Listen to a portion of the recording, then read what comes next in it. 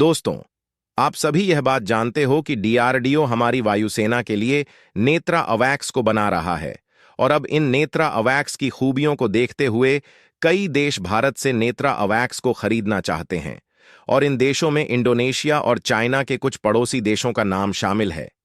DRDO Netra अवाक्स को Airbus के 320 aircraft की मदद से बनाता है। अवाक्स को आप आसान भाषा में ऐसे समझ सकते हैं कि अवाक्स ऐसे एयरक्राफ्ट होते हैं जिनके ऊपर चलता फिरता रडार लगा होता है और हम अवाक्स की मदद से काफी दूरी से दुश्मन देशों के फाइटर जेट और आने वाली मिसाइलों का पता लगा सकते हैं। और अवाक्स के अंदर डाटा लिंक सिस्टम लगा होता है जिसकी मदद से हमारी वायुसेना के पायलट को पहले ही यह पता चल जाता है कि दुश्मन देश की तरफ से कितने फाइटर जेट हमारे ऊपर हमला करने आ रहे हैं।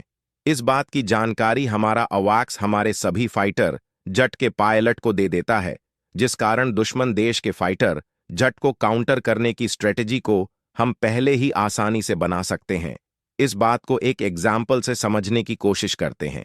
यदि हमारा भविष्य में पाकिस्तान के साथ युद्ध होता है तो उस कंडीशन में हमारे अवाक्स हमारे फाइटर जेट के आगे चलेंगे और हमारे फाइटर जेट पीछे होंगे, क्योंकि इस समय जो हमारा सुई 30M की फाइटर जेट है उसके अंदर जो रडार लगा हुआ है उसकी मदद से हम केवल 160 किमी की रेंज में ही टारगेट का पता लगा सकते हैं।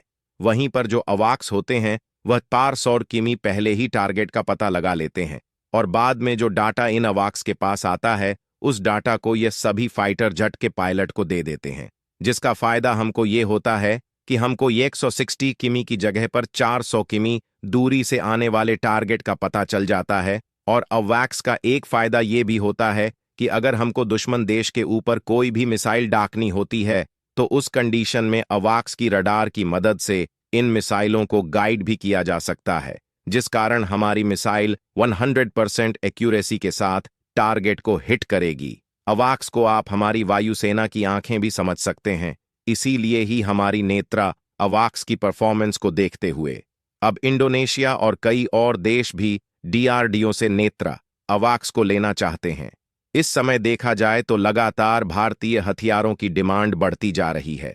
ऐसा इसलिए भी हो रहा है क्योंकि भारत कम कीमतों पर टॉप नोच क्वालिटी के हथियारों को बनाता है, वहीं पर अब तक चाइना दुनिया भर के देशों को सस्ते हथियार बेचता था।